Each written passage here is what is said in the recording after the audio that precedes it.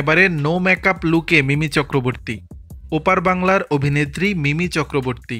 খুব একটা তাকে ফিল্ম পার্টিতে দেখা যায় না, আর উৎসব অনুষ্ঠানে পরিবারের সঙ্গেই কাটাতে ভালোবাসেন তিনি। মঙ্গলবার ছিল নববর্ষ, আর এ দিনটা একেবারে নিজের মতো করে কাটালেন অভিনেত্রী। নববর্ষে কাটানো মুহূর্তের কিছু ঝলক সোশ্যাল মিডিয়ায় পোস্ট করতেই মিষ্টি খাওয়ার আবদার করলেন অভিনেত্রীর বন্ধু তথা অভিনেতা অনিন্দ্য চ্যাটার্জি। নববর্ষের দিন মিমিকে একেবারে ঘরোয়া মেজাজেই দেখা গেছে। সাদা রঙের পোশাক পরেছিলেন, তবে একেবারে নো মেকআপ লুকেই ধরা দিলেন অভিনেত্রী।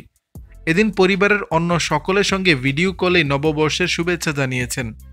এরপরই মিমি শেয়ার করেছেন তার মিষ্টি খাওয়ার ছবি, যেখানে অভিনেত্রী কাস্টার্ড খাচ্ছেন আর এক প্লেট সাজানো বাঙালি মিষ্টি। আর এই মিষ্টির ছবি দেখেই মিমিকে অনিন্দ্য পোস্টে কমেন্ট করেন, মিষ্টি কি আছে তোর বাড়িতে, তাহলে আসবো।